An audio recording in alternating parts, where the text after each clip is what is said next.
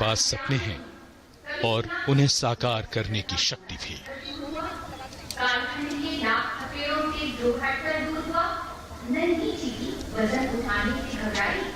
So right in front of the school children, you just saw a camera panning a view of the Inter-Services and Telepolice Guard of Honor, which will play the national anthem during the flag hoisting.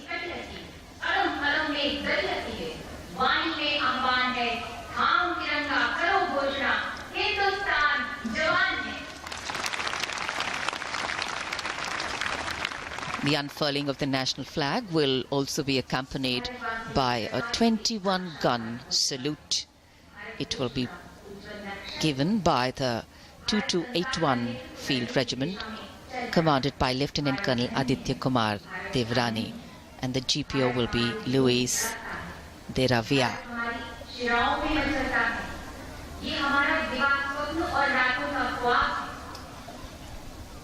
ये एहसास हमें रोमांचित करता है कि हम जो चाहते हैं उसे पाने के अवसर आज पहले से ज्यादा हैं।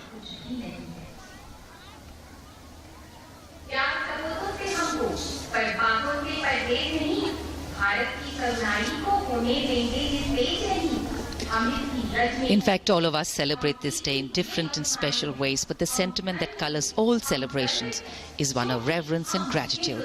And here to share his feelings, thoughts, words, reverence and gratitude, Prime Minister Narendra Modi, climbing the last few steps to reach the dais.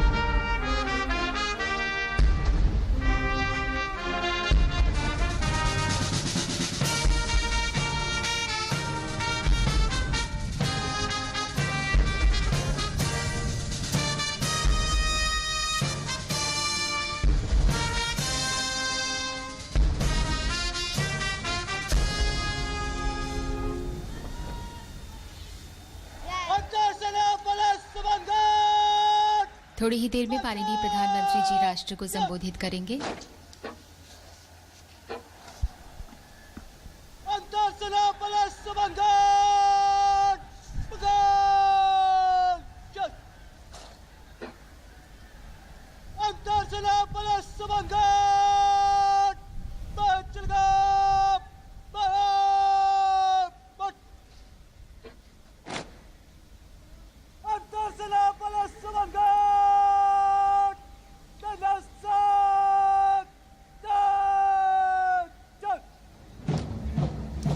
माननीय प्रधानमंत्री जी, आज जन-जन के मन में pride in every movement, rhythm in every step. The National Flag Guard marches off to the tune of Sare Jahan Se Acha, and the 14 buglers also take their new positions, move away from here. The Prime Minister acknowledging the greetings on either sides of the VIP enclosure. जब से हम आजाद हुए, हम आगे बढ़े।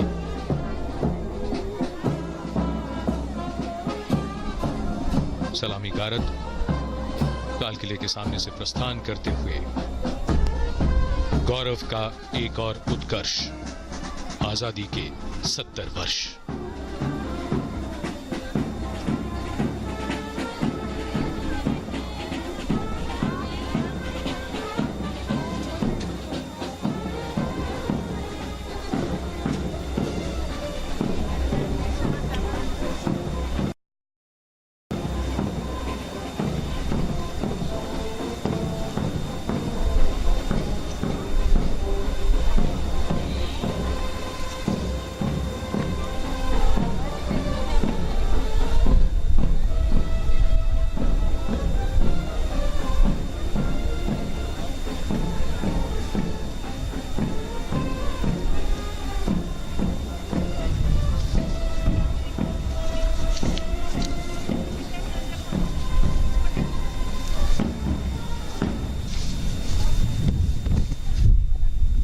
प्यारे देशवासियों,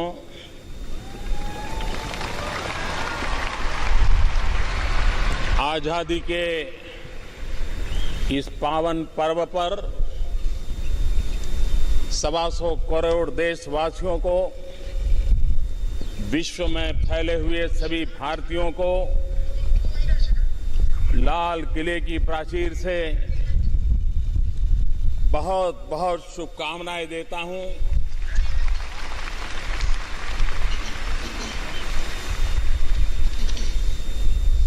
आजादी का ये पर्व 70वां वर्ष एक नया संकल्प, नया उमंग, नई ऊर्जा, राष्ट्र को नई ऊंचाइयों पर ले जाने का संकल्प पर्व है।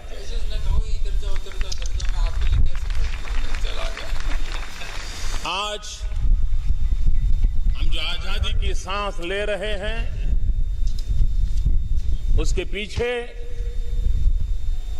लक्षावधि महापुरुषों का बलिदान है, त्याग और तपस्या की गाथा है। जवानी में फांसी के फंदे को चूमने वाले वीरों की याद आती है। महात्मा गांधी, सरदार पटेल, पंडित नेहरू, अनगिनत महापुरुष जिन्होंने देश की आजादी के लिए अविरत संघर्ष किया, और उसी का नतीजा है कि आज हमें स्वराज में आजादी की सांस लेने का सौभाग्य प्राप्त हुआ है।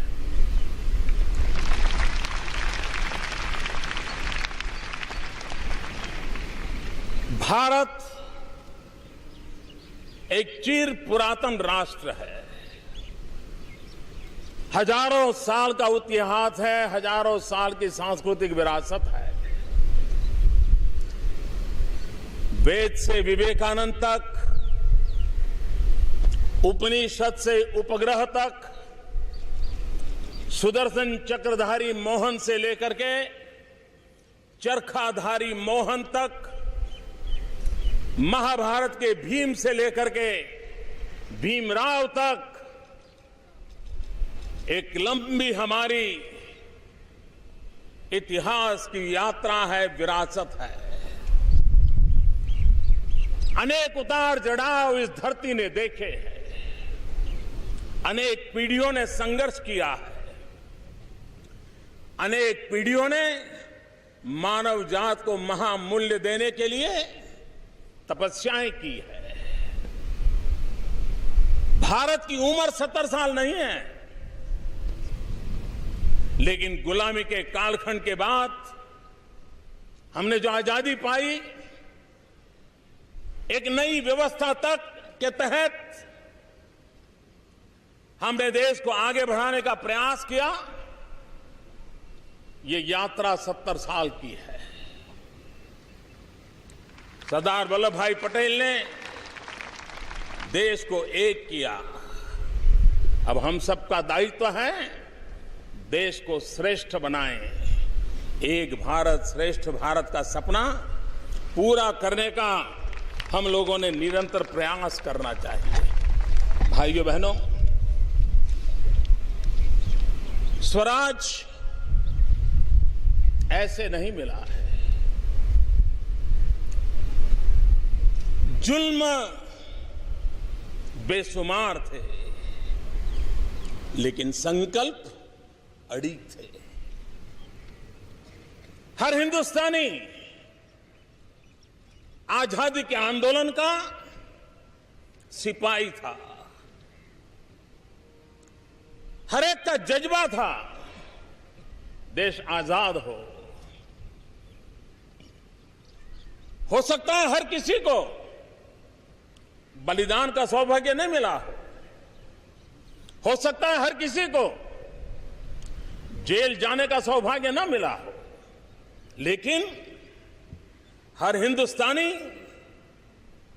संकल्पबद्ध था, महात्मा जी का नेतृत्व था, सशस्त्र क्रांतिकारियों के बलिदान की प्रेरणा थी और तब जाकर के स्वराज प्राप्त हुआ है। लेकिन अब स्वराज्य को सुराज्य में बदलना ये 125 करोड़ देशवासियों का संकल्प है।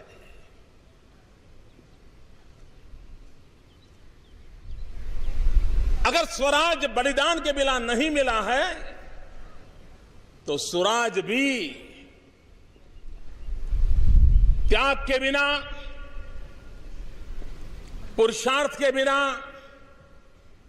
पराक्रम के बिना, समर्पण के बिना, अनुशासन के बिना संभव नहीं होता है। और इसलिए 125 करोड़ देशवासियों के सुराज्य के संकल्प को आगे बढ़ाने के लिए अपनी अपनी विशेष जिम्मेवारियों की ओर प्रतिबद्धता से आगे बढ़ना होगा।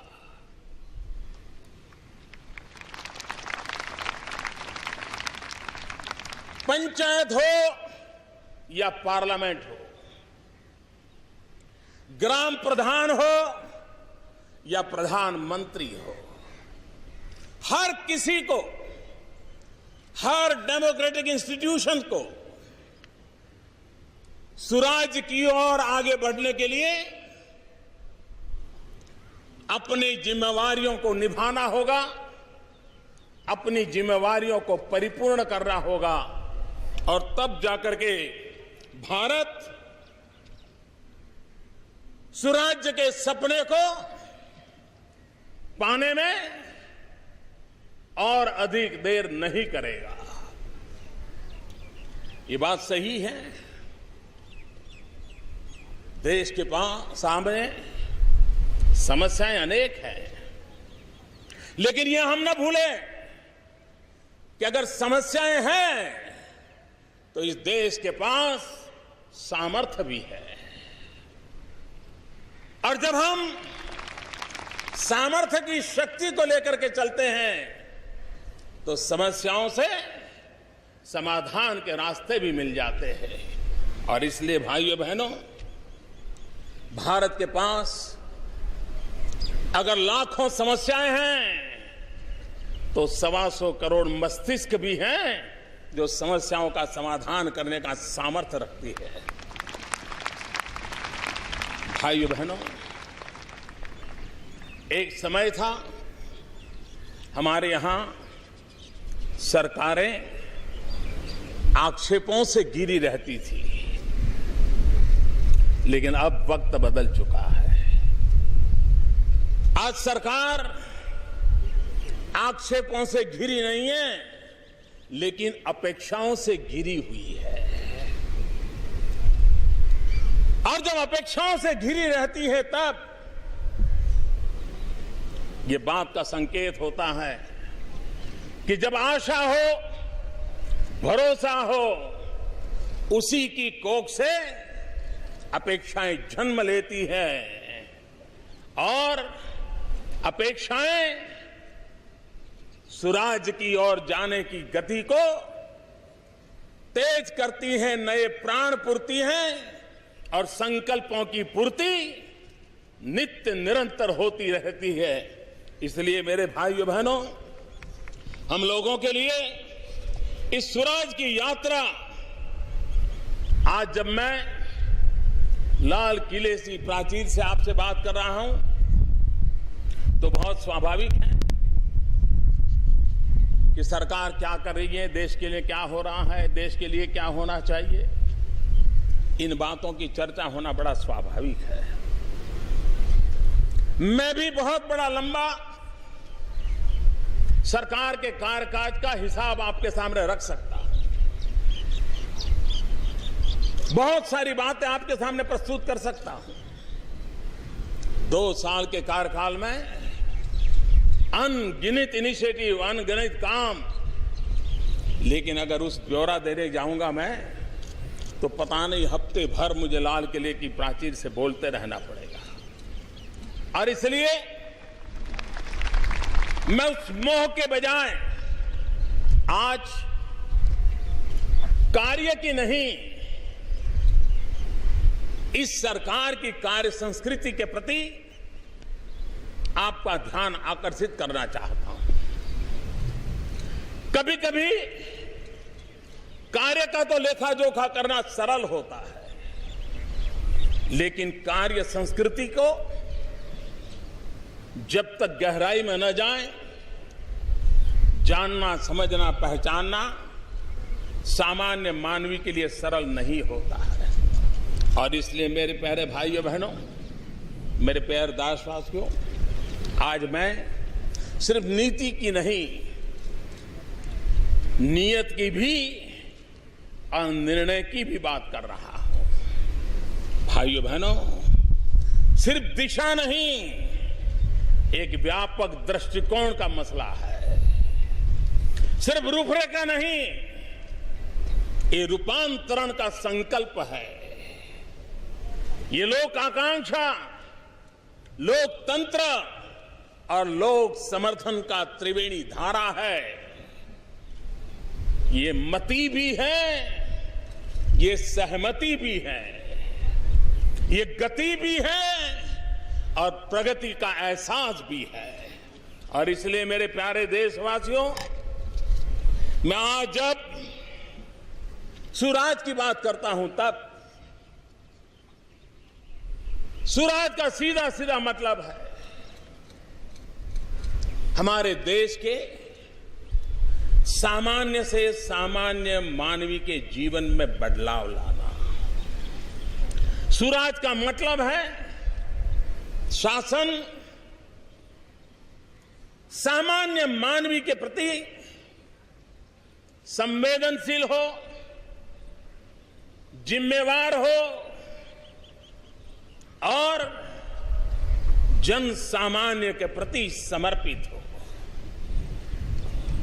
और तब जाकर के गुड गवर्नेंस पर बल देना होता है। हर किसी के दायित्व को टटोलते रहना पड़ता है। रिस्पॉन्सिबिलिटी और अकाउंटेबिलिटी, ये उसकी जड़ में होनी चाहिए, वहीं से रसकस प्राप्त होना चाहिए। और इसलिए भाइयों बहनों, शासन संवेदनशील होना चाहिए। हमें याद है कि वो भी एक दिन थे जब किसी बड़े अस्पताल में जाना हो तो कितने दिनों तक इंतजार करना पड़ता था। एम्स में लोग आते थे, 2-2, 3-3 दिन बिताते थे, तब जाकर के कब उनको जांचा परखा जाएगा उसका तय होता था। आज उन सारी व्यवस्थाओं को हम बदल पाए हैं। ऑनलाइन रजिस्ट्रेशन होता है, ऑनलाइन डॉक्टर की अपॉइंटमेंट मिलती है, तय समय पर पेशेंट आए तो उसका काम शुरू हो जाता है। इतना ही नहीं, उसके सारे मेडिकल रिकॉर्ड भी उसको ऑनलाइन उपलब्ध होते हैं। और हम इसको आरोग्य के क्षेत्र में देशव्यापी एक कल्चर के रूप में विकसित करना चाहते हैं। आज सरकार के बड़े बड़े 40 से अधिक अस्पतालों में इस व्यवस्था को किया है, लेकिन इसका मूल मंत्र शासन संवेदनशील होना चाहिए। भाइयों बहनों, शासन उत्तरदायी होना चाहिए। अगर शासन उत्तरदायी नहीं होता है तो जन सामान्य की समस्याएं ऐसे की ऐसी लटकी रहती है। बदलाव कैसे आता है? टेक्नोलॉजी तो है, लेकिन एक समय था रेल टिकट, हिंदुस्तान के सामान्य मानवी को रेल टिकट का संबंध आता है, रेल से संबंध आता है, गरीबों का संबंध आता है। पहले आधुनिक टेक्नोलॉजी से 1 मिनट में सिर्फ 2000 टिकट निकल पाती थी, और वो भी जो उस जमाने में जिसने देखा होगा वो चक्कर घूमता रहता था, पता नहीं कब वेबसाइट खुले। आज मुझे संतोष के साथ कहना है कि आज 1 मिनट में 15,000 रेल टिकट मिलना संभव हो गया है।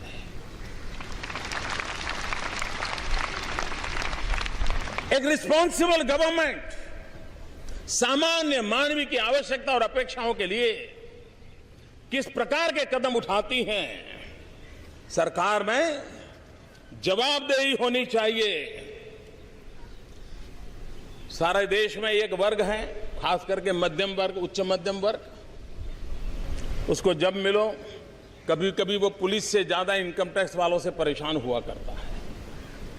स्थिति मुझे बदलनी है और मैं लगा हूं, बदल के रहूंगा। लेकिन एक समय था जब सामान्य ईमानदार नागरिक अपना इनकम टैक्स में पैसा देता था और बेचारा केयरफुली 2 रुपया ज्यादा ही दे देता था। उसको लगता था भाई पीछे से कोई तकलीफ ना हो। लेकिन एक बार सरकारी खजाने में धन आ गया तो रिफंड लेने के लिए उसको चने चबाने पड़ते थे, सिफारिश लगानी पड़ती थी, और महीनों तक नागरिक के हक का पैसा सरकारी खजाने से जाने में टालम टोल हुआ करता था। आज हमने ऑनलाइन रिफंड देने की व्यवस्था की। हफ्ते, 2 हफ्ते में, 3 हफ्ते में आज रिफंड मिलना शुरू हो गया।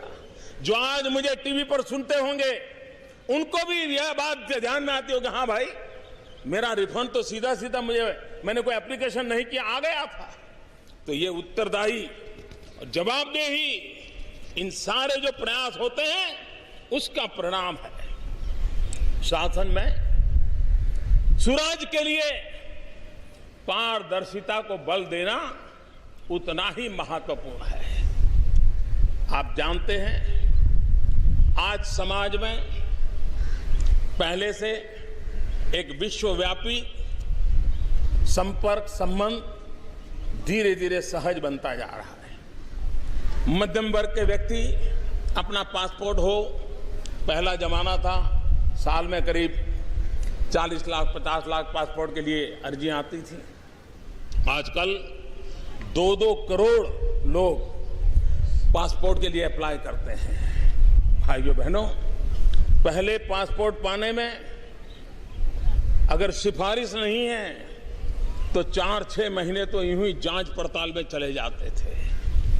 हमने उस स्थिति को बदला और आज मैं गर्व से कह सकता हूं कि करीब हफ्ते 2 हफ्ते में नागरिकों के हक में जो पासपोर्ट है उसको पहुंचा दिया जाता है।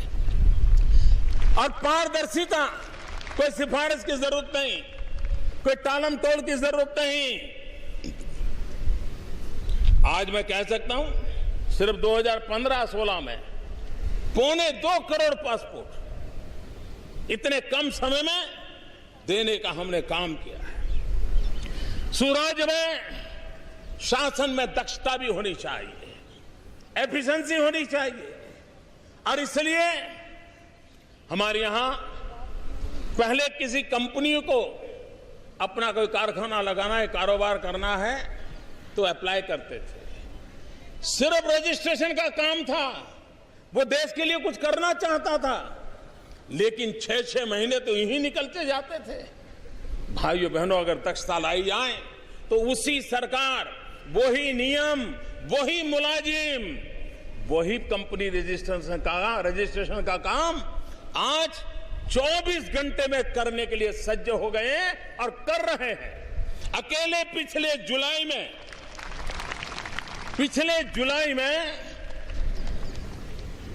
900 से ज्यादा ऐसे रजिस्ट्रेशन का काम उन्होंने कर दिया। भाइयों बहनों, सुराज्य के लिए सुशासन भी जरूरी है, गुड गवर्नेंस भी जरूरी है, और उस गुड गवर्नेंस के लिए हमने जो कदम उठाए, मैंने पिछले बार यहां लाल किले से कहा था कि हम ग्रुप सी और ग्रुप डी सरकार के इन पदों को इंटरव्यू से बाहर कर देंगे, मेरिट के आधार पर उसको जॉब मिल जाएगा। हमने करीब करीब 9,000 पद ऐसे खोज के निकाले हैं और जिसमें हजारों लाखों लोगों की भर्ती होनी है। अब इन 9,000 पदों पर कोई इंटरव्यू प्रक्रिया नहीं होगी। मेरे नौजवानों को इंटरव्यू देने के लिए खर्चा नहीं करना पड़ेगा, जाना नहीं पड़ेगा, सिफारिश की जरूरत नहीं पड़ेगी। भ्रष्टाचार और दलालों के लिए रास्ते बंद हो जाएंगे और इस काम को लागू कर दिया गया है। भाइयों बहनों, देश एक समय था कि सरकार को योजना घोषित करे, सिर्फ इतना बता देंगे करेंगे, तो सामान्य मानवी संतुष्ट हो जाता था। उसको लगता था चलिए अब होगा कुछ। एक समय आया जब योजना का ड्राइंग आए नहीं, तब तक लोग अपेक्षा करते थे, भाई बताओ, प्लान बताओ। फिर समय आया कि जरा बजट बताओ, लोग मांगते थे। आज 70 साल में देश का मन भी बदला है। वो योजनाओं की घोषणा से संतुष्ट नहीं होता है, प्लान दिखाने से संतुष्ट नहीं होता है। उसको बजट प्रोविजन कर दिया तो वो मानने को तैयार नहीं है। वो तब मानता है जब धरती पर चीजें उतरती हैं, तब मानता है। और धरती पर हम पुरानी रफ्तार से चीजों को नहीं उतार सकते। हमें अपने काम की रफ्तार को तेज करना पड़ेगा, गति को और आगे बढ़ाना पड़ेगा, तब जाकर के हम कहते हैं। हमारे देश में ग्रामीण सड़क हर गांव के नागरिक की अपेक्षा रहती है कि उसको एक पक्की सड़क मिले। काम बहुत बड़ा है। अटल बिहारी वाजपेयी जी ने विशेष ध्यान देकर के इसको शुरू किया था और बाद में भी सरकार ने इसको कंटिन्यू किया, आगे बढ़ाया। हमने उसमें गति देने का प्रयास किया है। पहले एक दिन में 70-75 किलोमीटर का ग्रामीण सड़क का काम हुआ करता था। आज उस रफ्तार को तेज करके हम प्रतिदिन 100 किलोमीटर की ओर ले गए हैं।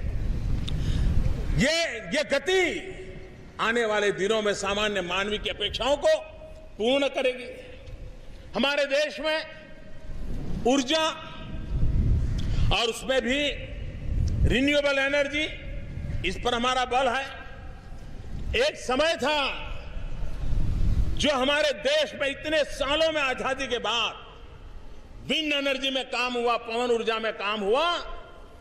पिछले एक साल के भीतर भीतर करीब करीब 40% उसमें हमने वृद्धि की है। ये है उसकी गति का मायना।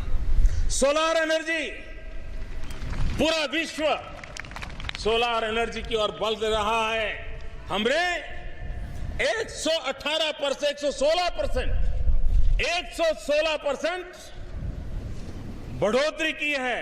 ये बहुत बड़ा, ये इंक्रीमेंटल चेंज नहीं है, ये बहुत बड़ा हाई जंप है। हम चीजों को उसके क्वांटम की दृष्टि से हम आगे बढ़ाना चाहते हैं। हमारे देश में हमारी सरकार बनने के पहले अगर ऊर्जा का उत्पादन है तो ऊर्जा पहुंचाने के लिए ट्रांसमिशन लाइन भी चाहिए और अच्छी ट्रांसमिशन लाइन की व्यवस्था चाहिए। हमारी सरकार बनने के पहले के 2 साल, हमारे पूर्व के 2 साल, एक दिन में, एक साल में करीब 30-35 हजार किलोमीटर ट्रांसमिशन लाइन डाली जाती थी।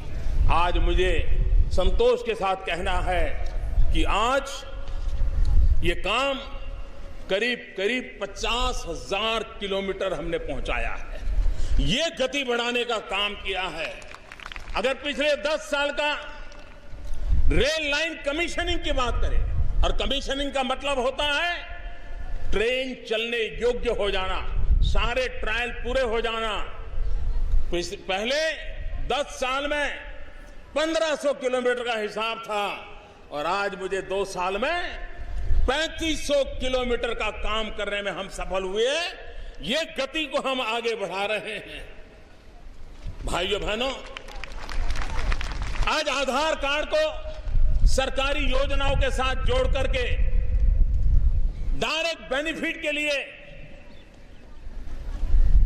जो भी लीकेजेस उसको रोक करके काम करने पर हम बल दे रहे हैं। पहले की सरकार में सरकारी योजनाओं को आधार से जोड़ने में करीब 4 करोड़ लोगों को जोड़ा पाया था।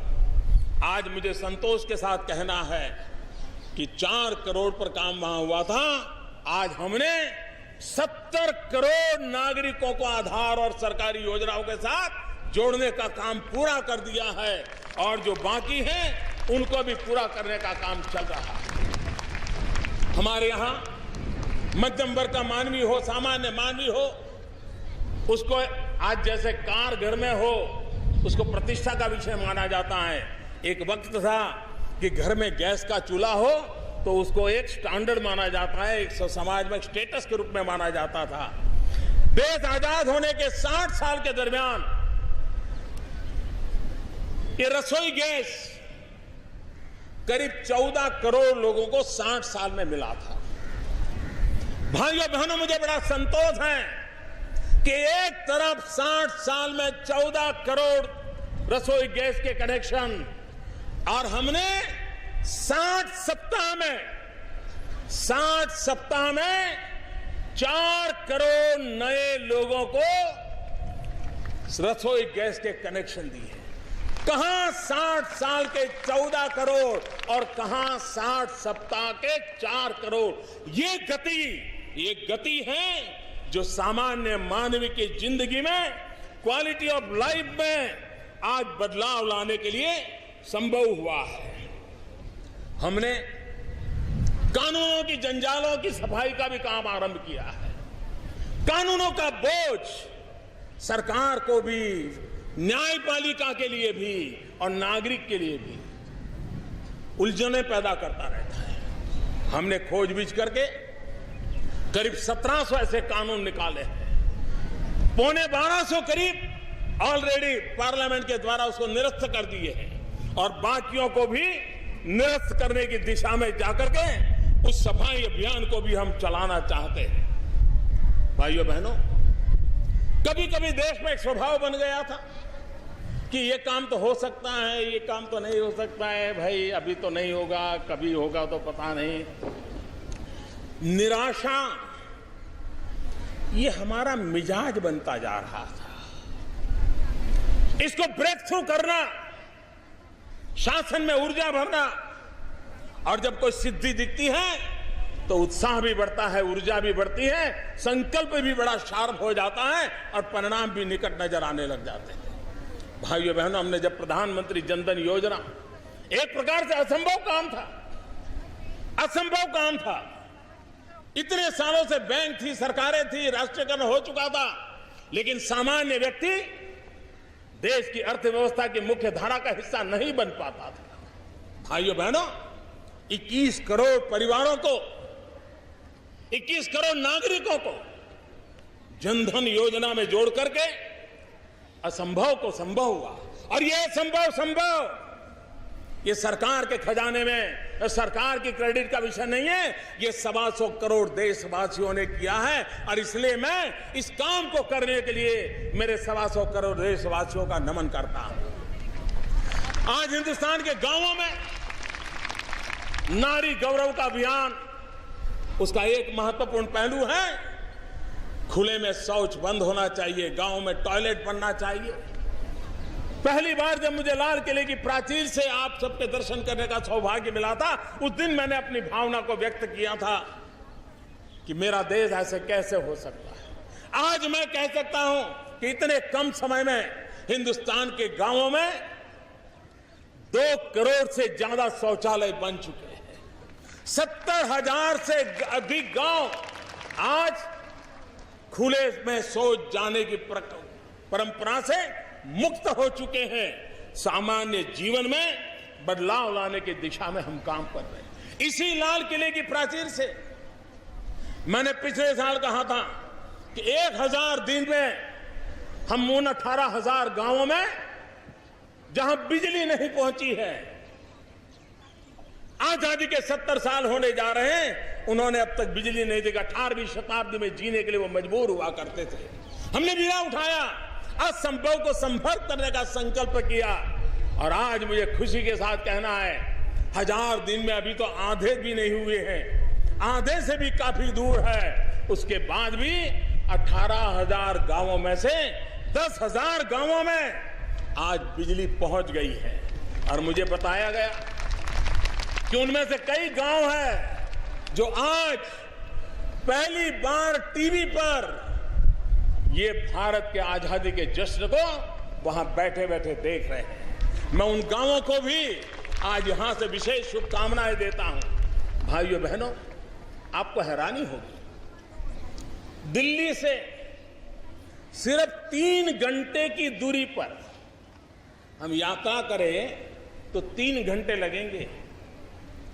दिल्ली से 3 घंटे की दूरी पर हाथरस इलाके में एक गांव नगला फटेला, ये नगला फटेला 3 घंटे लगते हैं पहुंचने में, 3 घंटे, लेकिन बिजली को पहुंचने में 70 साल लग गए मेरे भाइयों बहनों, 70 साल। और इसलिए हमने उन कामों पर, हम किस कार्य संस्कृति से काम कर रहे हैं, इसका मैं परिचय करवा रहा हूं। भाइयों बहनों, एलईडी बल्ब विज्ञान ने, अनुसंधान करने वालों ने हर नागरिक की भलाई के लिए उसको विकसित किया, लेकिन भारत में 350 रुपये में एलईडी बल्ब बिकता था। कौन खरीदेगा? और सरकार को भी लगता था कि भाई ठीक है, ये तो हो गया, कोई काम करता होगा। बात ऐसे नहीं चलती। अगर एलईडी बल्ब से हिंदुस्तान के सामान्य मानवी के जीवन में बदलाव लाया जा सकता है, पर्यावरण में बदलाव लाया जा सकता है, भारत की अर्थव्यवस्था में सुधार लाया जा सकता है, तो फिर सरकार ने उसमें कोशिश करनी चाहिए। सरकार का स्वभाव रहता है, जहां टांग न अड़ानी चाहिए वहां अड़ा देता है, और जहां अड़ानी चाहिए वहां अड़ा नहीं देता, भाग जाता है। यह स्थिति, यह कार्य संस्कृति बदलने का हमने प्रयास किया है, और इसलिए 350 रुपये में बिकने वाला बल्ब, सरकारी इंटरवेंशन का परिणाम यह हुआ कि आज हम 50 रुपये में वो बल्ब बांट रहे हैं। कहां 350 और कहां 50। मैं ये पूछना नहीं चाहता हूं ये रुपये कहां जाते थे, लेकिन 13 करोड़ बल्ब अब तक बांटे गए हैं। हमारे देश की राजनीति लोकरंजक बन गई है, लोकरंजक अर्थनीति की बन चुकी है। अगर सरकारी खजाने से उसको हर बल्ब के पीछे 300 रुपया दिया गया होता तो वाहवाही होती, ये अच्छा प्रधानमंत्री है, हमारी जेब में 300 रुपया डाल दिया। लेकिन हमने 50 रुपए में बल्ब देकर के उसके हजारों रुपये बचाने में मदद की है। 13 करोड़ बल्ब बढ़ चुके हैं। 77 करोड़ बल्ब बांटने का संकल्प है। और मैं आज देशवासियों को कहना चाहता हूं कि आप भी अपने घर में एलईडी बल्ब लगाइए, साल भर का 250, 300, 500 रुपया बचाइए और देश की ऊर्जा बचाइए, देश के पर्यावरण को बचाइए। जिस समय 77 करोड़ एलईडी बल्ब लग जाएंगे, हिंदुस्तान का 20,000 मेगावाट बिजली बच जाएगी। और जब 20,000 मेगावाट बिजली बचेगी, मतलब करीब 1.25 लाख करोड़ रुपया बच जाएगा। भाइयों बहनों, आप अपने घर में एक एलईडी बल्ब लगा करके देश के 1.25 लाख करोड़ बचा सकते हैं। 20,000 मेगावाट बिजली बचा करके हम ग्लोबल वार्मिंग के खिलाफ लड़ाई लड़ सकते हैं। हम देश के पर्यावरण की रक्षा के प्रयासों में बहुत बड़ा योगदान दे सकते हैं और ये सामान्य मानवी दे सकता है। और इसलिए भाइयों बहनों, हमने उस दिशा में काम किया है। असंभव से संभव काम। आपको मालूम है, हम ऊर्जा पर, पेट्रोलियम प्रोडक्ट पर विश्व के अन्य देशों पर निर्भर है और इसके कारण लंबे काल के एग्रीमेंट हुए हैं ताकि हमें लंबे अरसे तक निश्चित दाम से चीजें मिलती रहे। कतर के साथ गैस का हमारा एग्रीमेंट 2024 तक का है, लेकिन दाम इतने हैं कि हमें भारत की अर्थव्यवस्था के लिए महंगा पड़ता है। हमारे विदेश नीति के संबंधों का परिणाम यह आया कि कतार के साथ फिर से बात की, जो एग्रीमेंट हो चुका था, जो कतार का हक था, 2024 तक हम उस भाव से गैस लेने के लिए बंधे हुए थे, हमने उनसे वार्ता की और मैं आज संतोष के साथ कहता हूं, असंभव भी वो संभव हो गया और उन्होंने अपने दाम को रीनेगोशिएट किया और हिंदुस्तान के खजाने से 20,000 करोड़ रुपया बच जाएगा। 20,000 करोड़ रुपया वो लेने के हकदार थे, लेकिन हमारे संबंधों का रूप बना है, हमारी नीतियों के स्वरूप बना है कि जिसके कारण हम उसको कर पाए हैं। चाबहार का पोर्ट जो मध्य एशिया के साथ हमें जोड़ने के एक अहम कड़ी है, सब सरकारों में लगातार बातें होती रही, प्रयास होते रहे। आज मुझे वो असंभव काम को संभव करते देख संतोष हो रहा है। जब ईरान, अफगानिस्तान और हिंदुस्तान मिलकर के चाबहार पोर्ट के निर्माण के लिए कदम उठाने की दिशा में नक्कर योजना के साथ आगे बढ़ते हैं, तब असंभव काम संभव हो जाता है। मेरे भाइयों बहनों, एक बात जिसको मैं इस विषय में आपसे कहना चाहूंगा, जो सामान्य मानवीय से जुड़ी हुई है, वो है महंगाई। ये बात सही है कि पहले की सरकार में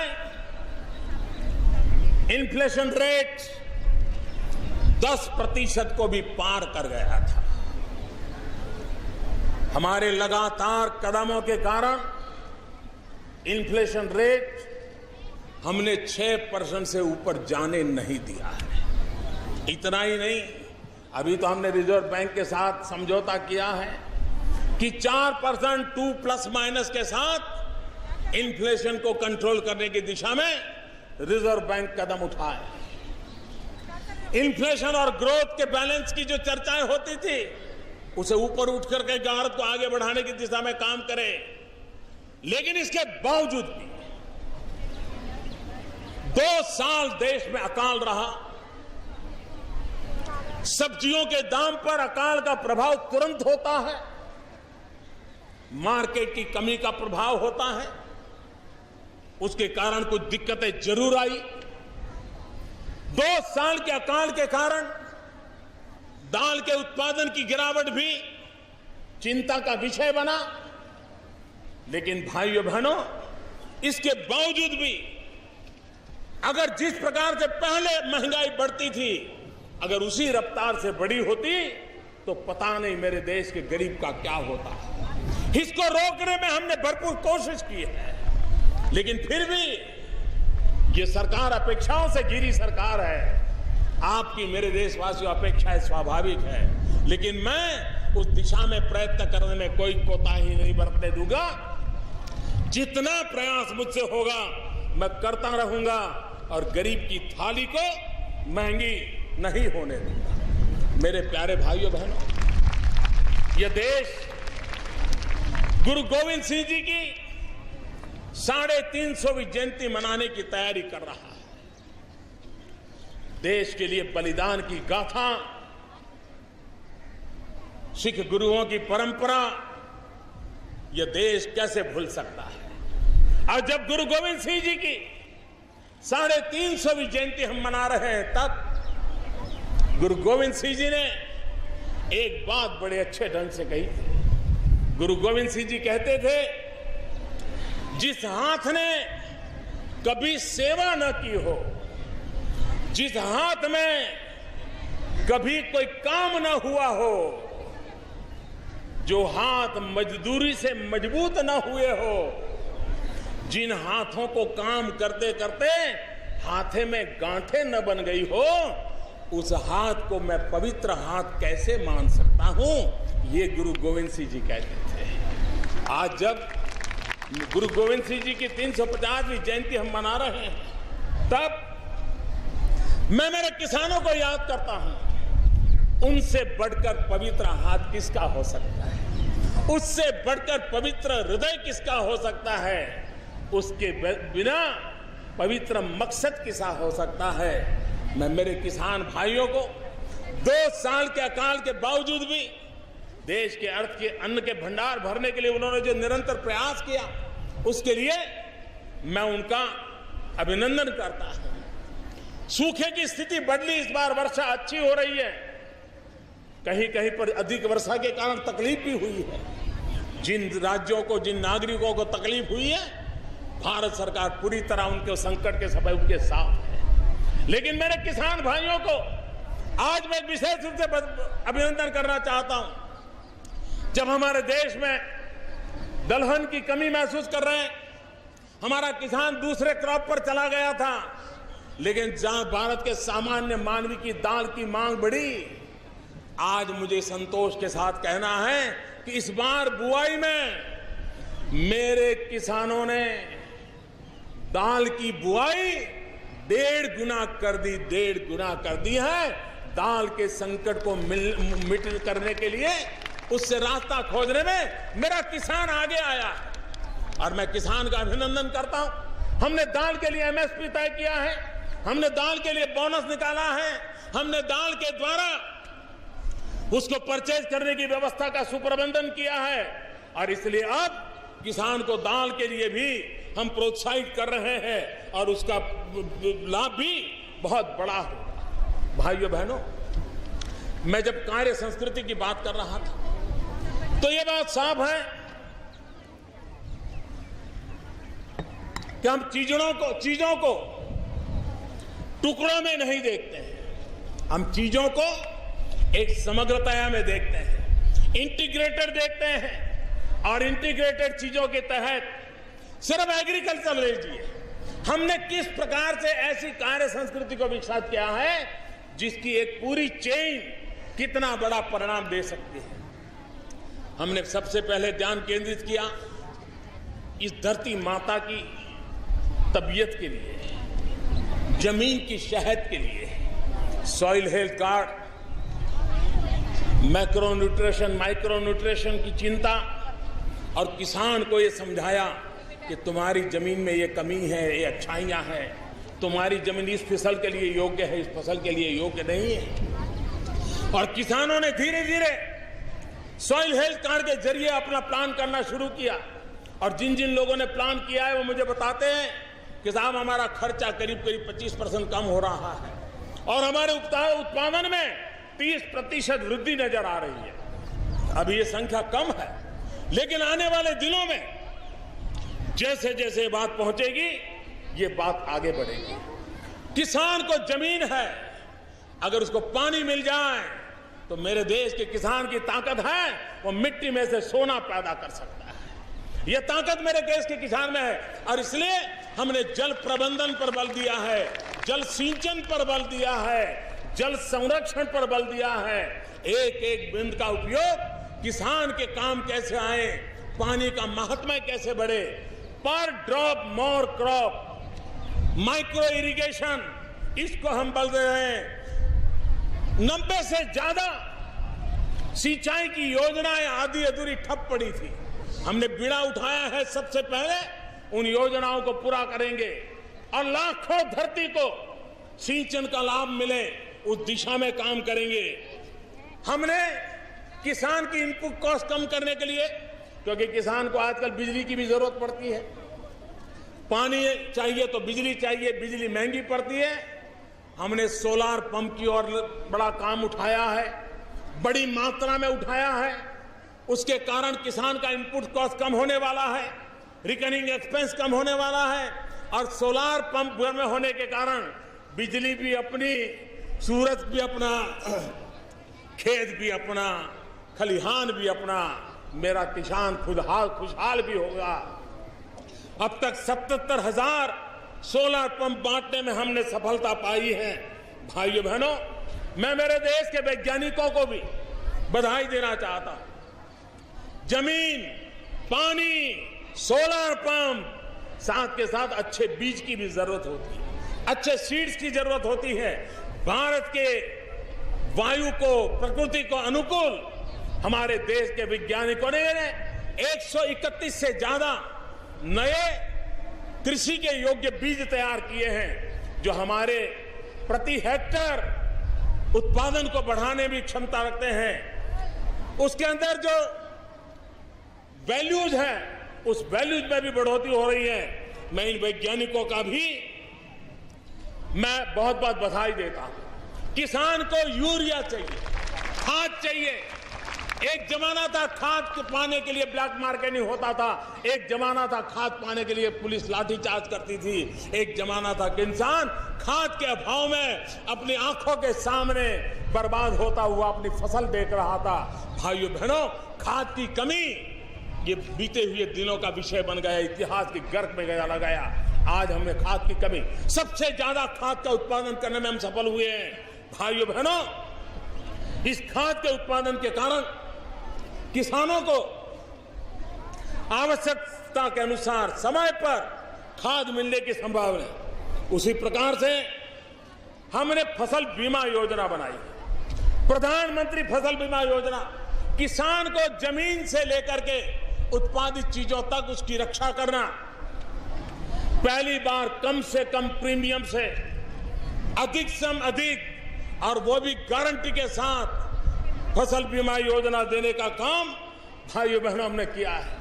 हमने फसल के उत्पादन को 15 लाख टन अन्न के संरक्षण के लिए नए गोदामों का निर्माण किया है। हमारे देश में किसान का भला तब होगा जब हम वैल्यू एडिशन की तरफ जाएंगे, और वैल्यू एडिशन की ओर जाने के लिए हमने पहली बार फूड प्रोसेसिंग को विशेष रूप से बल दिया है। 100% फॉरेन डायरेक्ट इन्वेस्टमेंट को हमने प्रोत्साहित किया है, जिसके कारण कृषि आधारित उद्योगों को बल मिलेगा। और कृषि आधारित उद्योगों को जब बल मिलेगा तो मेरे भाइयों बहनों, मुझे विश्वास है कि हमारे किसान को, और जो मेरा सपना है 2022 में किसान की इनकम को डबल करना, ये चीजें हैं जिसके द्वारा ये संभव होने वाला है। और उसके लिए हमने एक के बाद एक कदम उठाए। भाइयों बहनों, हमारे देश में एक परंपरा बन गई। सरकारों ने अपनी पहचान बनाने के लिए तो बहुत कुछ किया, और हमारे देश का जिस प्रकार का स्वभाव है, एकाध लोकरंजक काम कर दो, एकाध लोक लुभावना काम कर दो, सरकारी खजाने को खाली कर दो, सरकार की एक पहचान बनाने की परंपरा रही है। भाइयों बहनों, मैंने अपने आप को इस मोह से दूर रखने का भरपूर प्रयास किया, और इसलिए एक टोटल ट्रांसफॉर्मेशन, ट्रांसपेरेंसी के साथ ट्रांसफॉर्मेशन, रिफॉर्म, परफॉर्म, ट्रांसफॉर्म, उस मंत्र को लेकर के हमने एक के बाद एक चीजें और हर रेंज में करने का हमने प्रयास किया है।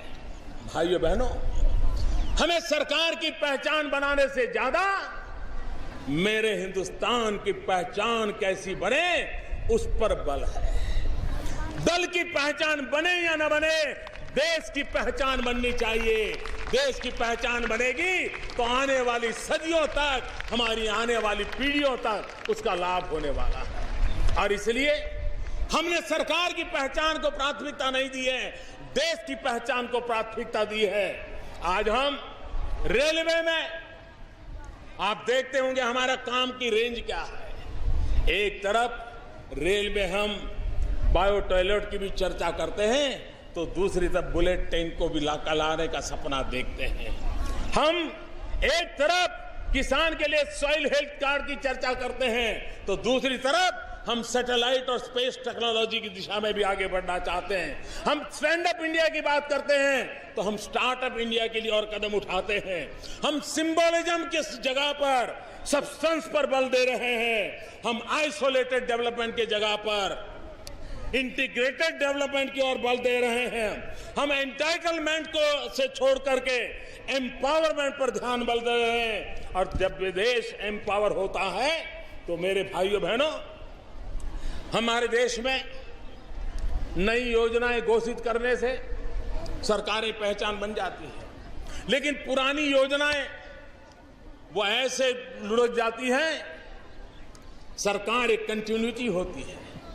अगर पहले की सरकारों ने भी कोई काम किया है तो देश का भला इसमें है कि उसकी कुछ कमियां जरूर दूर करें, लेकिन उस काम को आगे बढ़ाना चाहिए।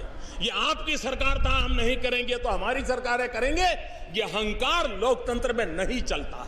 और इसलिए हमने सर झुका करके पुरानी सरकारों के काम को भी उतनी ही तवज्जो दी है, और ये हमारी कार्य संस्कृति का परिचायक है, क्योंकि देश अखंड अविरत व्यवस्था है और उस व्यवस्था को हम चलाना चाहते हैं। और उसी के तहत मैंने एक प्रगति कार्यक्रम चलाता हूं, हर महीने खुद रिव्यू करता हूं, खुद बैठता हूं।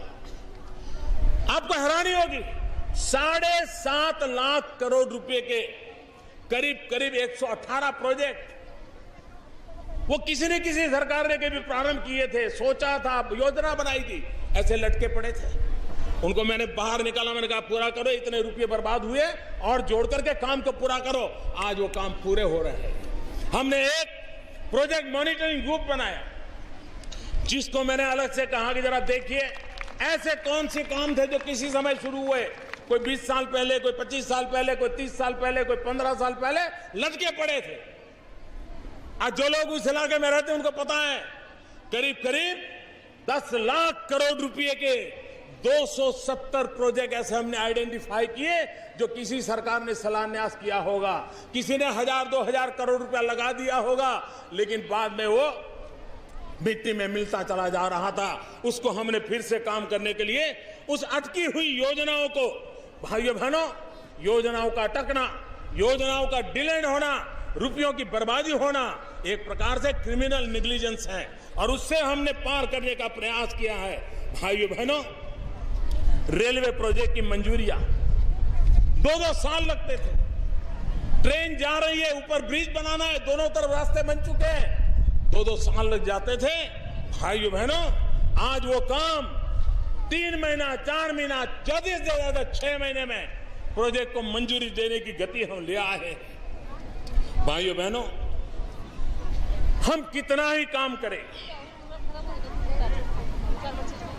कितनी ही योजना बनाएं, लेकिन सरकार सुशांत के लिए लास्ट मैन डिलीवरी, आखिरी इंसान को उसका लाभ कैसे मिलता है, उस पर ध्यान देना होता है। भाइयों बहनों, जब नीति साफ हो, नियत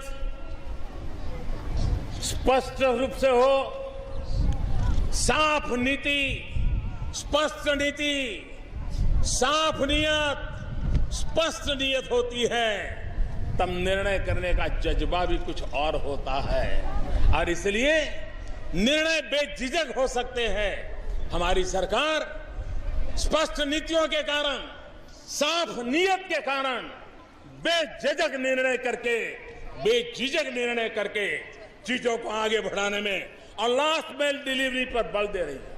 हमने देखा है, अगर उत्तर प्रदेश के अखबार देखोगे, हर वर्ष गन्ना किसानों का बकाया, ये हर बार चर्चा में रहता था। शुगर मिल ये नहीं करती, राज्य सरकार ये नहीं करते, गन्ने किसान को ये परेशानी है। हजारों करोड़ रुपयों का बकाया था, हजारों करोड़ रुपया का। हमने इसके पीछे योजनाएं बनाई, पीछे लग गए। लास्ट मैन डिलीवरी, किसान के घर तक पैसा पहुंचना चाहिए। पुराना जो बकाया था, हजारों करोड़ बकाया था, भाइयों बहनों, आज मैं बड़े संतोष के साथ कहता हूं 99.5% पुराना बकाया चुकता कर दिया गया। ये बहुत सालों के बाद पहली बार हुआ।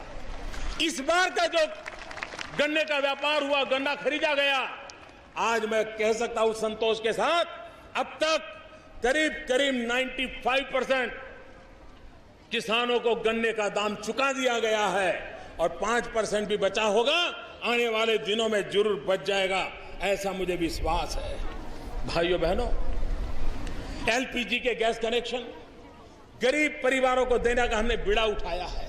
उज्ज्वला योजना के तहत मेरी गरीब मां को चूल्हे के धुएं से मुक्ति दिलाने का अभियान बहुत तेजी से चलाया है।